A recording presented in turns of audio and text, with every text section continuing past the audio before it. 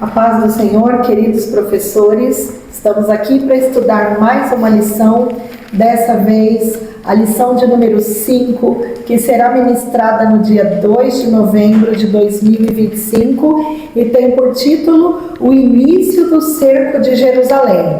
Nós estamos aqui com a irmã Edna, pastor Geraldo, vamos estudar essa lição e eu já vou começar pedindo para o pastor Geraldo fazer uma oração para a gente iniciar. Maravilhoso Deus, Pai, nós louvamos e damos graça por mais essa oportunidade que nos deste de estarmos aqui para estudarmos a Tua santa e bendita palavra. Pedimos que abra os nossos entendimentos e abençoe também a cada um dos professores e alunos, Pai. Nós te pedimos em nome de Jesus. Amém. Amém. E eu vou pedir para a irmã Edna ler para nós o texto principal, resumo da lição e os objetivos dessa lição. A paz do Senhor, professores. Bom, o nosso texto principal diz assim: Eis que hoje ponho diante de vós a bênção e a maldição. A bênção quando ouvirdes os mandamentos do Senhor, vosso Deus, que hoje vos mando. Está em Deuteronômio 11, versículo 26. O resumo da lição diz que o cerco babilônico contra Jerusalém foi o resultado da desobediência e rebeldia do povo contra o Senhor. E os nossos objetivos são compreender que o ministério profético de Jeremias se deu em um tempo diferente do nosso, destacar o início do cerco babilônico e as suas causas, e mostrar que prevenir é mais sábio do que remediar. É isso mesmo. Então, a gente vem estudando sobre a história de Judá, né? E Jeremias sendo profeta escolhido por Deus para fazer com que o povo se arrependesse, fosse restaurado, né? Tem aí a sua missão feita, mas infelizmente o povo não dá ouvidos e agora Judá já está sitiada.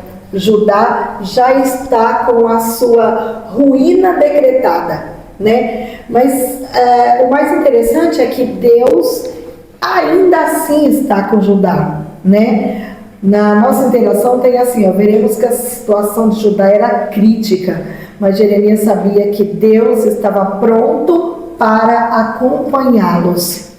Então, Judá, ele já está pronto para ir para o cativeiro, né? O profeta declarou que os planos do Senhor são perfeitos. Depois de um tempo de cativeiro, eles retornariam à sua terra e Deus estaria com eles. A gente vê muito da permissão de Deus aqui, né? A situação não é boa, as coisas estão acontecendo por conta da desobediência do povo, mas mesmo assim, o Senhor vai com eles, né? E como o Jeremias predisse para o povo, eles retornariam desse exílio um tempo depois, né? E isso é muito interessante, porque a promessa de Deus, ela se cumpre e o povo retorna, né? Na nossa introdução diz que veremos que tudo aquilo que Jeremias anunciou ao longo do seu ministério acerca do juízo estava acontecendo e prestes a alcançar o seu ponto mais crítico, a invasão e o cativeiro, né? Então, a gente já entende que o povo já tem a sentença decretada. Vamos partir para o primeiro ponto, conhecendo a história, falando sobre as informações históricas. Aqui, nesse ponto, é mais algo histórico mesmo, né? A gente vai entender que o ministério de Jeremias, ele se dá num ponto, num tempo diferente do nosso, né? A gente vê aí que é importante conhecer esses pontos históricos para a gente poder fazer a comparação. Essa é a função da história, né, Edna? A irmã Edna é graduanda em História, já fez a graduação dela e sabe o quão importante é conhecer a história. E aí, na nossa lição diz que conhecendo a história, a gente escolhe os pontos positivos e parte para o acerto. Sim. Ou a gente vê aí no que eles erraram e toma como exemplo e segue ou não, né? Então, a história é muito importante, né, Edna? O ideal é observar a história para fazer diferente, né? Fazer diferente, é isso mesmo. Então, a gente vai ver aí que vários reis ascenderam ao trono e vários reis foram destituídos dele, né? A gente tem Josias, que a palavra de Deus diz que não foi um rei ruim, né? Josias, ele teve uma função fundamental no reinado. Ele restaurou, ele fez com que o culto, né, fez uma grande reforma relacionada ao culto e adoração, né? Mas mesmo assim, o povo estava ali, né, vacilando. A gente tem aí Josias, que reinou por volta 641 e 640. Em seguida veio Joacás, reinou só 3 meses. No lugar dele subiu ao trono Jeoaquim, que governou durante 11 anos, e o Joaquim, que reinou somente 3 meses. E aí, finalmente, veio o Zedequias, que reinou 11 anos. Então, a gente vê aí a ascensão e a decadência de vários reis. Lembrando que Judá era conhecida por ter reis não tão bons, mas a história fala de Josias, que era um rei que valeu a pena, né, a gente estudar. Então, a gente tem essa parte aí desse processo histórico, dessas informações históricas. Eu acho que aqui é mais ou menos só isso, né, Edna? A gente já pode partir para o ponto 2, falando sobre as 2 primeiras invasões. E o pastor Geraldo vai comentar para nós esse ponto. Então, como temos esse ponto aí das histórias, né, para praticamente uma introdução, aí vem depois as 2 primeiras invasões. E aqui, como eles colocam, para a gente compreender essas invasões da Babilônia a Jerusalém, precisamos compreender, considerando as 3, né? Sim. O conjunto de invasões que foi dado por etapas, né? A invasão da Babilônia a Jerusalém. Importante que nós vemos aqui como a palavra de Deus é infalível, né? Porque diz que elas se deram em datas preditas por Deus, né? Então não falhou. Sim. O tempo determinado por Deus, que ele avisou que haveria essas invasões, e não houve arrependimento, considerações. Nós percebemos que, falando de Zedequias, que houve um certo temor, um certo medo, né? Quando ele manda alguém consultar a Jeremias, né? Se realmente... Então, mas ele não se atentou para o que foi dito. Então, houve essas primeiras 2 invasões, que para compreendermos precisamos considerar 3, né, invasões. A primeira invasão se deu por volta do ano 605 a.C., aqui entra uma parte também histórica, né, já no reinado de Joaquim. Já passou, como a irmã citou aqui, Josias, né, um rei que reinou bem, agradou a Deus, teve uma administração boa, mas porém os outros veio a decadência espiritual e moral dos outros. Então se deu nessa média de 605 a.C., já sob o reinado de Joaquim, por ação do rei do Egito, né? Que ele, quando assumiu, já foi posto ali em Judá, vamos dizer, com apoio, com aval, com ajuda do rei do Egito. Se deu essa primeira invasão, né, no tempo de Joaquim. E a atitude dele, por que isso? Que ele rejeitou a mensagem de Deus, né? Às vezes não são grandes erros, grandes pecados que vem o caos, mas simplesmente ele rejeitou a mensagem, ele rejeitou a voz de Deus. Às vezes nós não erramos, mas desprezamos os conselhos, né? E se falando aqui com os jovens, né? Às vezes despreza o conselho dos pais, de mãe, de pastores, e o maligno vai minando as nossas vidas. No caso aqui, invasão, né? Ele vai minando, vai penetrando. Então, se deu por ele não atentar para a voz de Deus, a mensagem de Deus, chamando, como nas lições anteriores, ao arrependimento, né? Então, se deu nessa atitude de rejeitar a mensagem de Deus. Foi duramente repreendido pelo Senhor, né? Ele não aceitou, foi repreendido pelo Senhor, já uma repreensão dura, severa, né? Ele rejeitou isso, foi repreendido pelo Senhor, com promessa de que seria destruído. Então, veja bem, uma repreensão já com uma sentença. O Senhor sabia que haveria dureza de coração, que não arrependeria, que ele não voltaria atrás, então já com a sentença de que ele seria destruído. Então, veja bem, não é só um castigo, mas veio uma destruição. Então, esse deu a primeira invasão em Jerusalém, né? Depois, essa primeira invasão também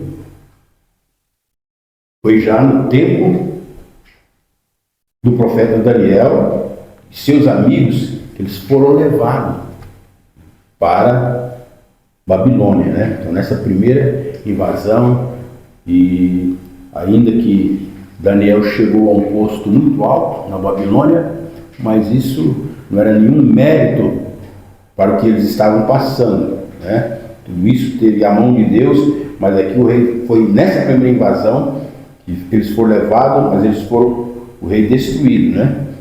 Depois, a segunda invasão ocorreu durante o reinado de Joaquim, por volta de 597 a.C.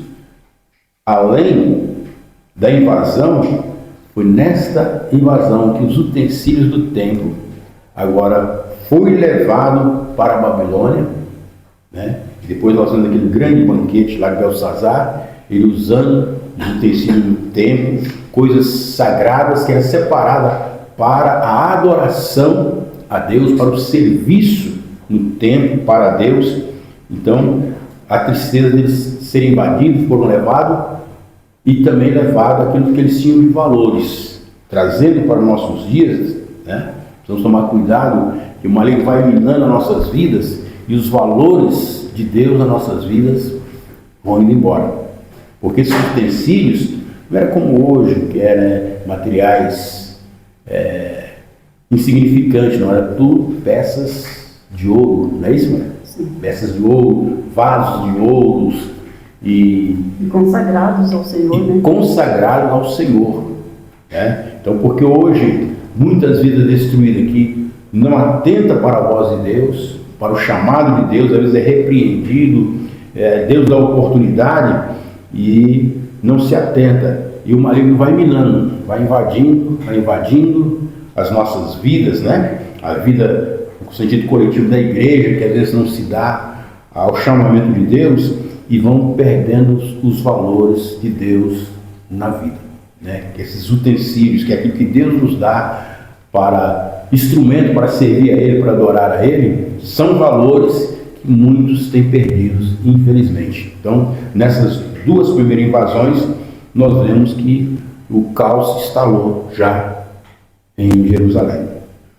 O mais interessante é que a gente consegue ver homens de Deus, que no caso de Daniel ainda era um jovem, né? Os historiadores falam que ele era ali da adolescência para a fase adulta.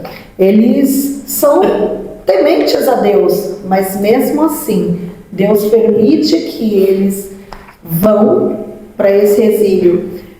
E aí, voltando a falar, Deus vai com eles, né? A gente vê durante toda a trajetória do profeta Daniel a mão de Deus agindo.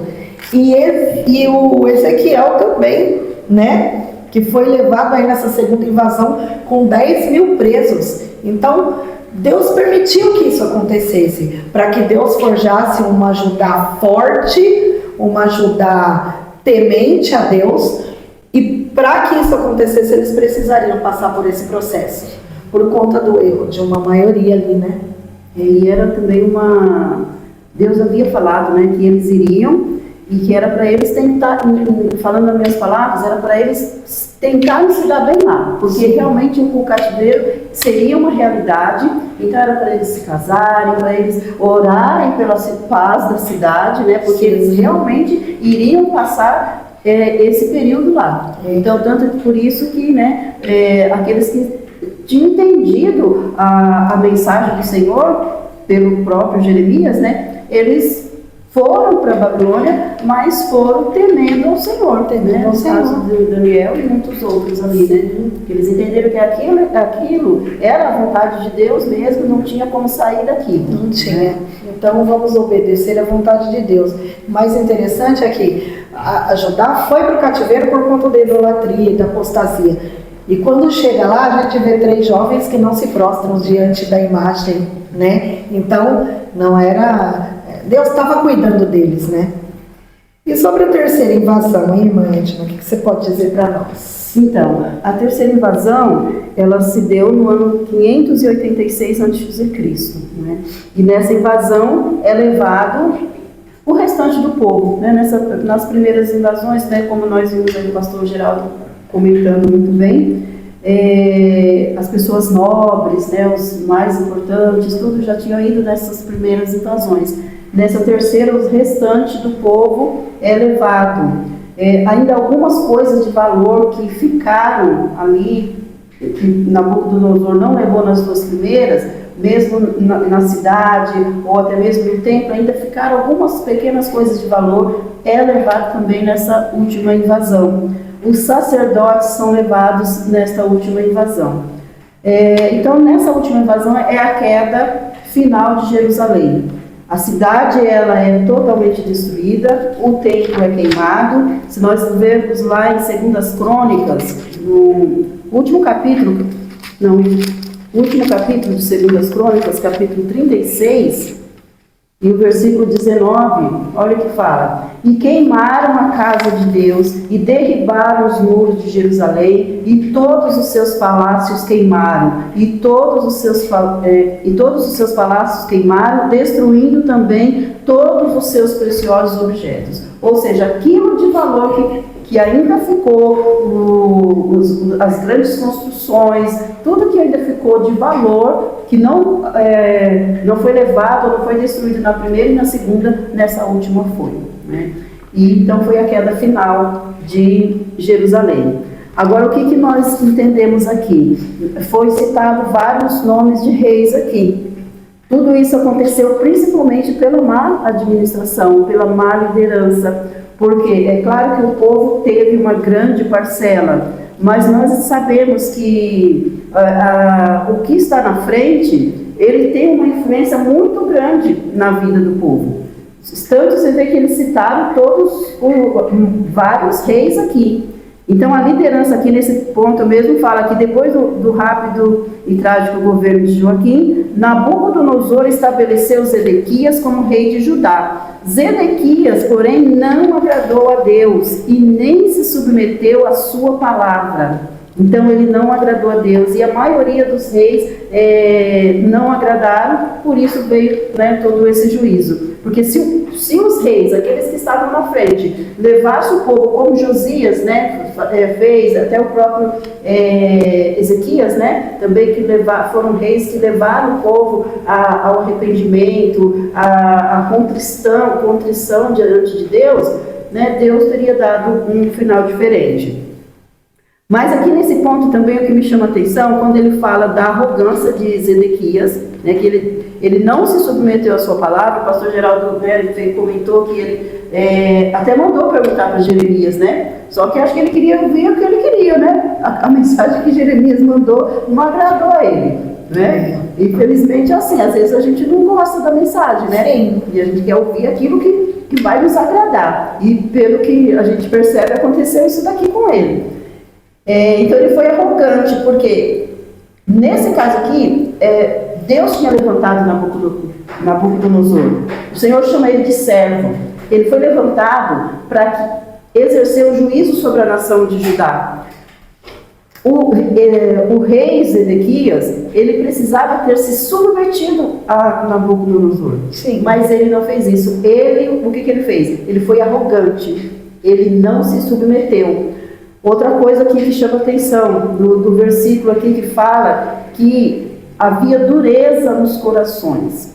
Duas coisas que desagradam a Deus: arrogância e dureza. E nós temos que tomar muito cuidado. Esses dois fatores, eles podem afastar o homem da presença do Senhor. Deus abomina o soberbo. E Ele quer que a pessoa, o homem, tenha um coração contrito. A Bíblia diz que um coração contrito, Deus não rejeita. Muitos exemplos na Bíblia que fala de arrogância, de soberba, pessoas que pagaram um preço muito alto por causa da arrogância. E Deus quer um coração humilde. O próprio Jesus fala isso: aprendei de mim que sou manso e humilde de coração.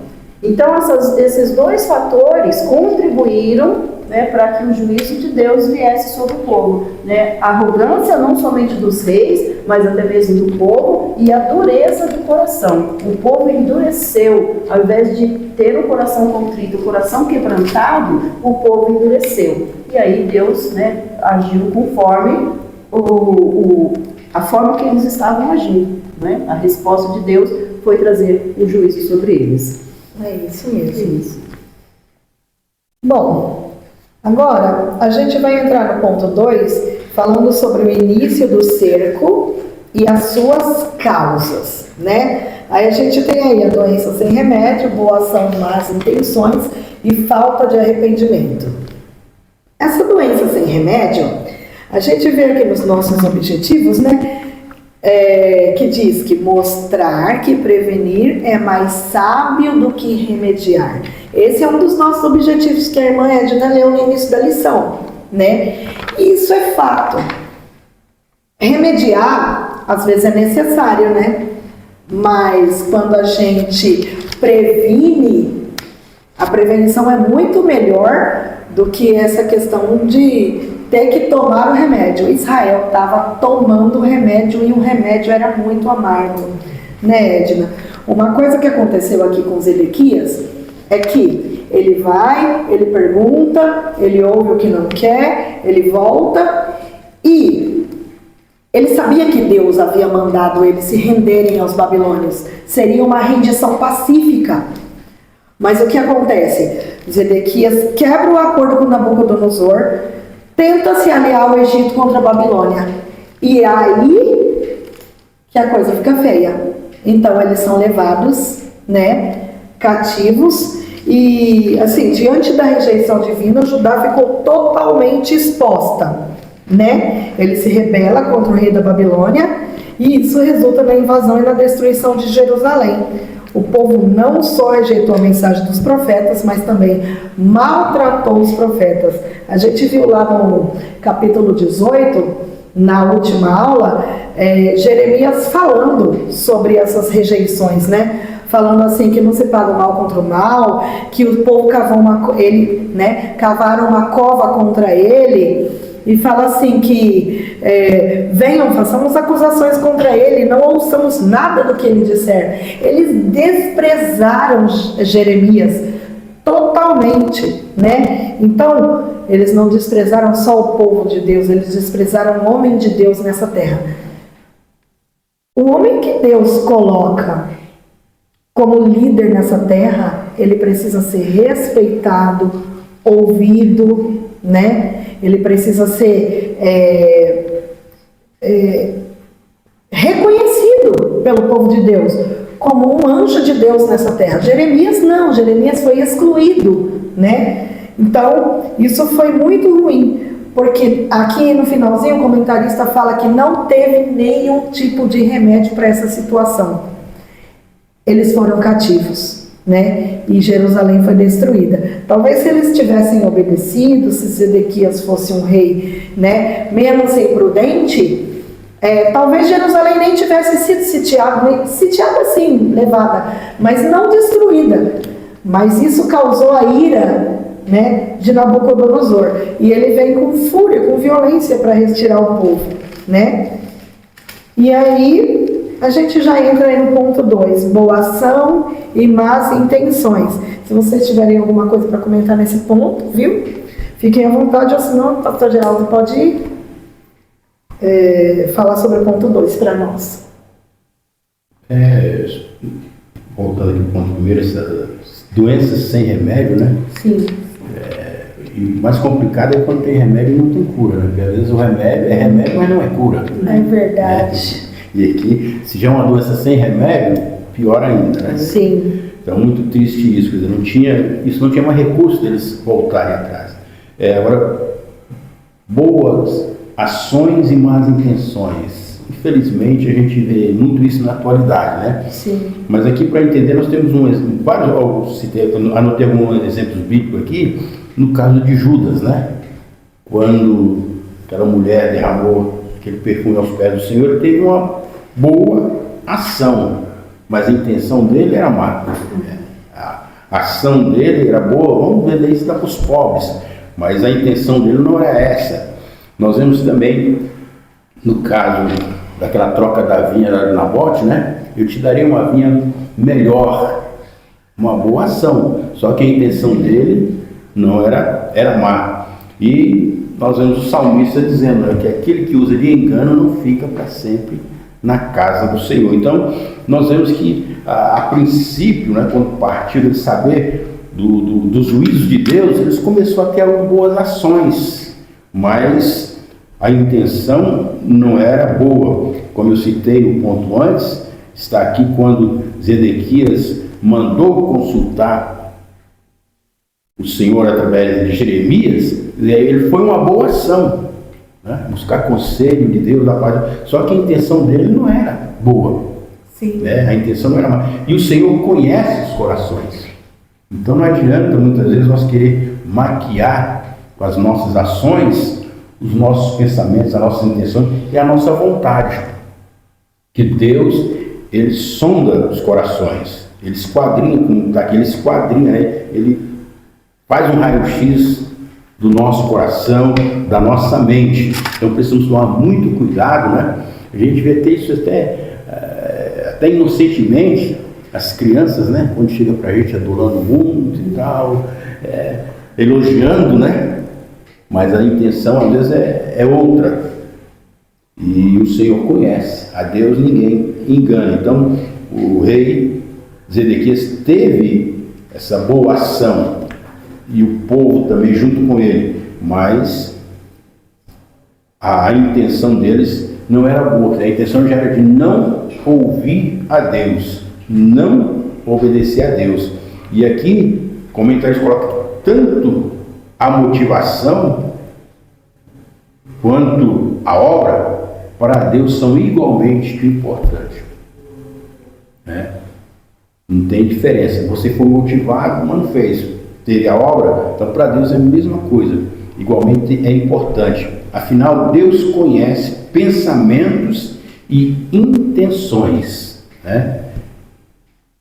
E como comentamos que Zedequias consultou ao Senhor por intermédio do profeta Jeremias e buscou socorro em Deus, mas a intenção dele não era ser socorrido da forma, ele buscou, mas Deus já tinha decretado, né? No entanto, Jeremias diz que, mas nem ele, nem os seus servos, nem o povo da terra deram ouvido à palavra do Senhor. Eles buscaram socorro, mas aquilo que Deus colocou para eles não era a intenção. A intenção deles era outra.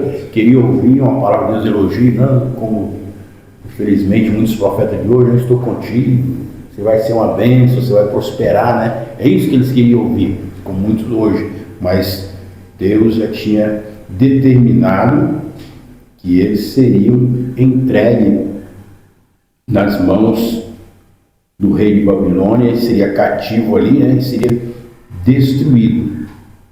Então nós precisamos tomar cuidado com as nossas boas ações para ver se realmente a intenção também é para o bem nosso, para o bem da nossa vida, para o bem da igreja, para o bem da nossa sociedade. Então não adianta, às vezes queremos orar, nos consultar a Deus, se não vamos atender. É isso mesmo. E a gente vê que a corrupção era geral, né? Que ele fala que nem ele, o rei, nem seus servos, nem o povo da terra. Né? A gente sabe que tem um remanescente, porque sempre tem, né? Tem. Mas a maioria tinha se desviado. É que em outras oportunidades só os líderes, né, se corrompiam, né? É. Ou eles sofriam, mas eles estavam isentos disso. Mas aqui não, o povo também estava, todos eles, determinados a não ouvir a voz de Deus. E teve uma consequência, né? A palavra de Deus diz que ele não se rendeu, fez o que era mal, ignorou os conselhos de Jeremias, foi morto, ficou cego, perdeu os filhos, e essa perda dos filhos, a palavra de Deus, ela deixa bem claro que ele viu os filhos sendo mortos, né? Então, teve grandes consequências, né? Isso é muito ruim. O ponto 3 fala da falta de arrependimento. Isso também é ruim, né, Edna? Muito, né? Nós vimos em lições anteriores, né, falamos bastante sobre arrependimento, que era uma das... Jeremias se baseava, né, nisso para falar suas mensagens, né? Ele falava muito sobre o arrependimento. E o arrependimento é necessário, né? Nós vimos na lição anterior, que nós comentamos, que o arrependimento é constante, né? É constante, sempre tem alguma coisa que a gente precisa se arrepender. E no caso aqui não houve arrependimento. Olha, ele fala assim, as palavras, se tu voltares, então te trarei, e estarás diante da minha face. Reflete a ênfase do ministério de Jeremias, pois por meio dele Judá foi chamado ao arrependimento. Então Jeremias foi levantado para pregar o arrependimento, para falar que o povo precisava mudar a sua posição, precisava mudar o seu caminho. Então ele fala, se você voltar, se tu voltares, então te trarei e estarás diante da minha face. É aquilo que nós falamos, o arrependimento é um retorno. A pessoa está indo por um caminho e ela percebe que o caminho está errado, ela faz a volta. Era o que Deus queria aqui, que o povo voltasse, porque o povo estava no caminho errado, totalmente errado. Então Deus fala, se tu voltares, então eu te trarei. E aqui nós vemos a própria... Deus não deixa o povo sozinho. O povo estava errado, mas se eles se arrependessem, o próprio Deus ia ajudá-los a voltar para Ele, não é? Olha que coisa, eles não iam fazer esse retorno sozinho, né, pastor Geraldo? Deus, ele estava ali para ajudar, né? Deus disse, eu trarei vocês de volta. Deus só queria uma posição do povo dizer, não, nós estamos arrependidos, nós queremos fazer certo. E o próprio Deus iria ajudá-los a voltar na posição que Deus queria que eles, né, deixá-los. E estarás diante da minha face. Fica evidente que arrepender-se é o mesmo que voltar-se, como a gente comentou, né?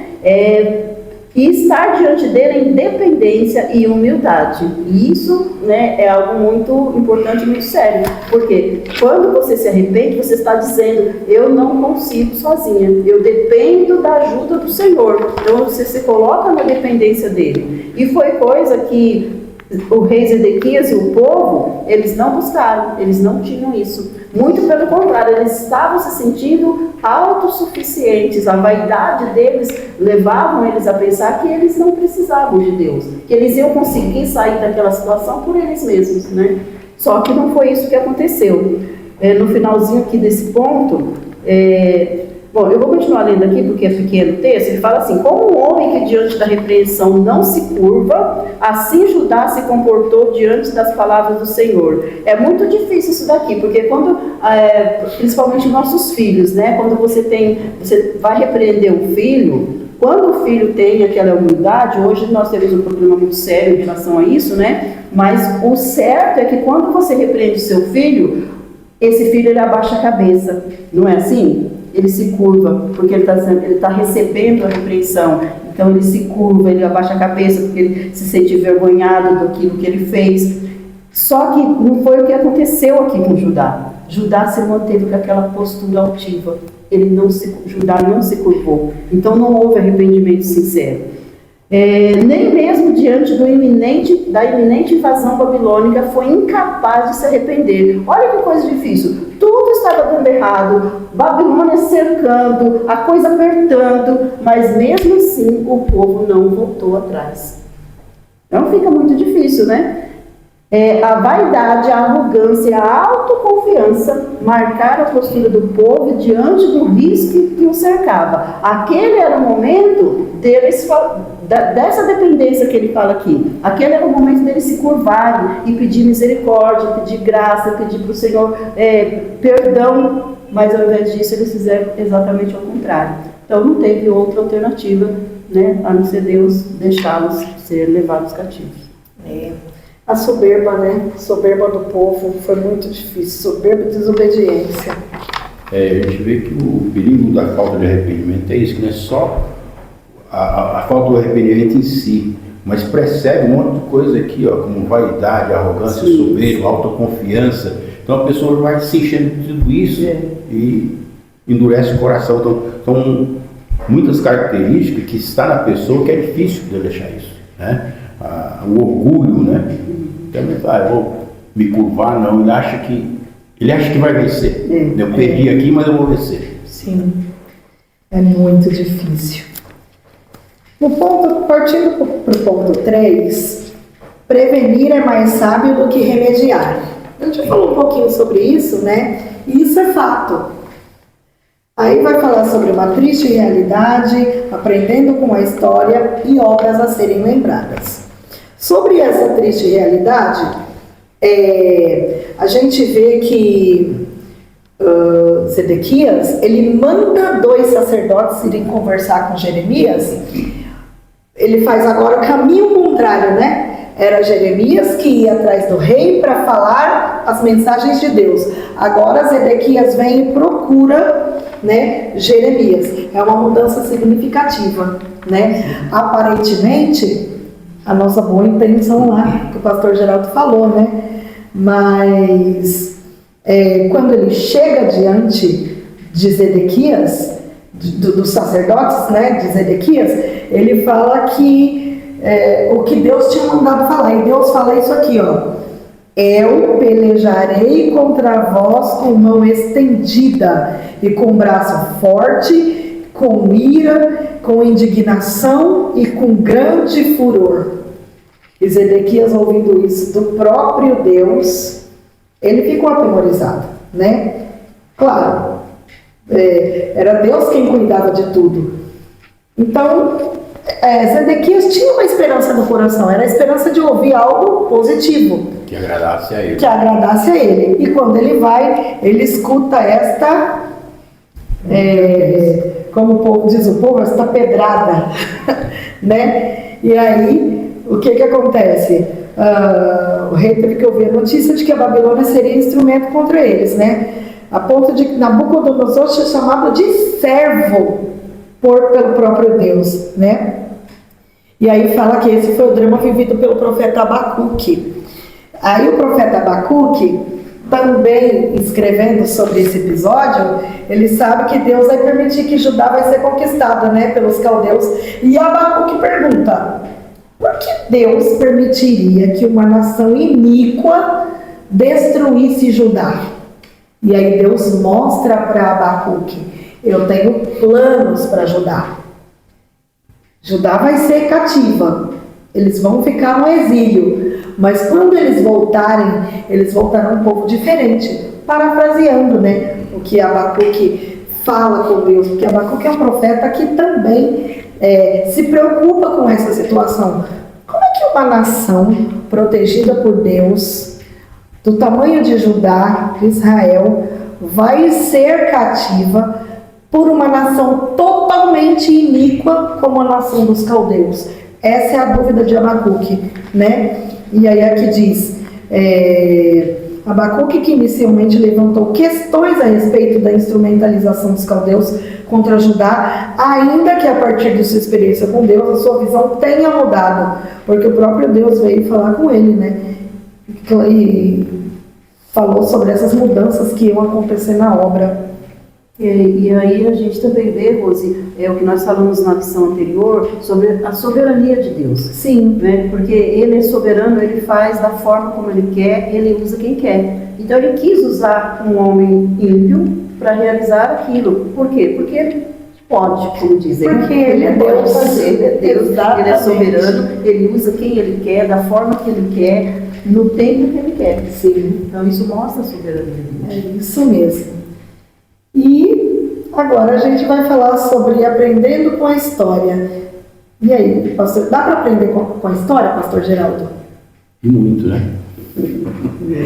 E principalmente com a história do povo de Deus, Israel, que é uma história longa, né? A gente passa aí séculos e até milênios, né? Desde começa com Abraão e muitos acertos, né? Como nós aprendemos com os acertos e, como costumamos dizer, aprendemos muito mais com os erros, porque às vezes nós esquecemos dos acertos e os erros ficam sempre marcados, né? Um ditado que quem bate esquece, mas quem apanha não. Sim. Então a gente sempre esquecemos dos acertos e então o comentarista nos chama a atenção aqui para nós aprendermos, olharmos a história, né, observarmos os acertos e os erros para que nós não caímos nos mesmos erros, né, ou em erro algum. Então nós temos que aprender com a história, tanto aqui do povo de Israel e da história da vida, né, os nossos pais, falando para os jovens, né, aprender e com seus próprios erros. Sim. Eu sempre digo que eu apanhei muito da minha mãe, mas nunca apanhei duas vezes pelo mesmo motivo, né? Era se apanhar uma, mas era por outro, né? Aquilo ali eu aprendia e nunca mais cometi aquele erro. E aqui ele chama a atenção para a igreja, no contexto geral, né? Para a igreja na atualidade, atentar, né? Com temor e reverência para os erros de Israel. Nós vemos tanto no passado, o que eles estão passando na atualidade, serve de exemplo para nós, para a igreja, porque alguns dizem, agora nós estamos no tempo da graça, né? Mas a misericórdia de Deus, às vezes nós só pegamos a misericórdia de Deus, ela não tem fim.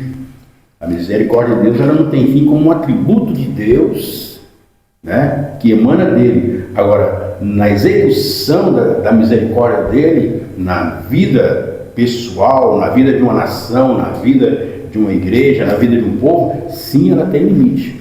Como teve limite aqui para o povo no tempo da Babilônia e outros, né, como houve limite para Saul e tantos outros, então ela tem limite sim, em Deus aplicar sua misericórdia, ela tem. Ela não tem fim nele. Então, ele chama a atenção para a igreja, nós atentarmos para isso, olharmos os acertos de Israel, sim, as vitórias de Israel, sim, mas também os seus erros, e nós temos cuidado para que a igreja não venha perder o que ela recebeu de Deus. Sim. Né? Nós vemos que, aqui eu citei os utensílios do templo, que são valores que havia ali no povo de Israel para adoração. Nós, muito mais na atualidade como igreja, temos muito mais valores, que são valores espirituais, que ali eram valores simbólicos, né? Físico, mas nós temos muito mais valores, como Paulo ele liberte, né? Para nós tomarmos cuidado para não entristecer o Espírito Santo, no qual, por ele, nós estamos selados para o dia da redenção. Isso são valores que nós temos que atentar, como se eles perderam lá, né? Uma coisa que eles mais valorizavam também, que era a arca, né? Que eles perderam e até hoje a igreja não sabe, né? Procura onde está essa arca, que era a presença de Deus. Nós temos muito mais, né? Que a presença de Deus real na nossa vida pelo seu Espírito, como Jesus disse em João 14: se alguém me ama, guardar as minhas palavras, Deus e o Pai virando para ele falando deles morado. Então esses valores que nós temos que atentar para não perder. E como atentar para isso? Combatendo a mornidão espiritual e o pecado. Então buscarmos a Deus, atentar para a palavra e não fazer como o rei Zedequias. Ouvir a palavra, e nos corrigir, atentar para ela, para nós não perder o nosso valor. Então nós vamos aprender com a história. Sim. E a mornidão foi um erro fatal.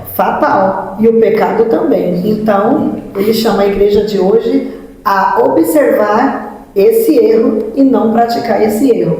Porque esse erro teve consequências e se tiver hoje vai ter também, né, Edna? Com certeza. E sobre as obras, Edna, serem lembradas. E aqui ele traz um conselho diferente, o contrário, né, do que foi falado agora. Porque ele fala para lembrar daquilo que Deus fez para poder ter esperança, né? Sim. Tem pessoas que dizem que a gente não pode viver do passado, não pode...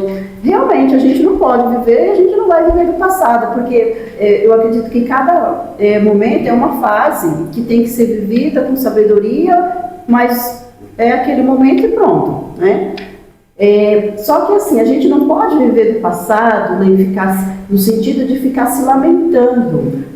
Por que aconteceu isso? Por que não volta aquilo? Por que isso? Nesse sentido, a gente não deve, porque aconteceu, né? A não ser nesse caso que foi falado para a gente aprender. Mas querer que volte, aquelas coisas boas, não vai voltar. O que aconteceu ontem não vai acontecer hoje. Mas hoje pode acontecer coisas novas, né? E coisas boas.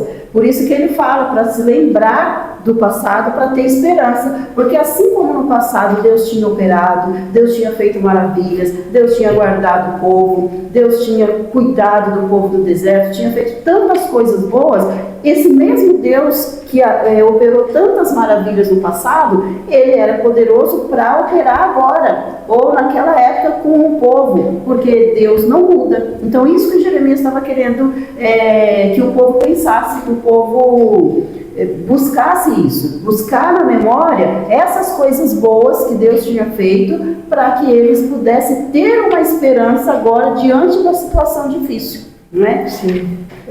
Aqui ele fala assim, eu vou ler mais ou menos no meio do texto. No entanto, o uso da lembrança das obras do Senhor reforça a ideia de que este é um recurso importante a ser utilizado pelo povo de Deus. Então não é errado a gente se lembrar das coisas passadas. O salmista, em vários salmos, ele traz à memória isso, ele comenta dos fatos passados, das maravilhas que o Senhor tinha operado.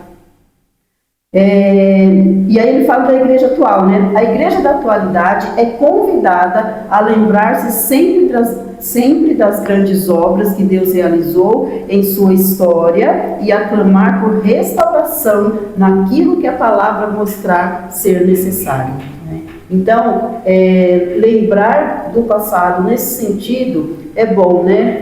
Ele fala, quero trazer à memória aquilo que me traz esperança. Porque quando eu estou passando por uma situação difícil hoje, quando eu estou passando por um problema, por uma tribulação, eu lembro da minha própria vida, que no passado, algum tempo atrás, eu passei também por uma situação semelhante e o Senhor me deu vitória, o Senhor me ajudou a passar por aquele momento difícil. Então hoje, diante dessa situação que eu estou hoje, eu posso crer, né, eu tenho esperança, né, que o Senhor vai também me dar vitória. A mesma coisa que Ele fez no passado, Ele pode fazer agora, porque o Senhor é o mesmo. Então, nesse sentido, a gente precisa se lembrar, sim, das obras que o Senhor fez.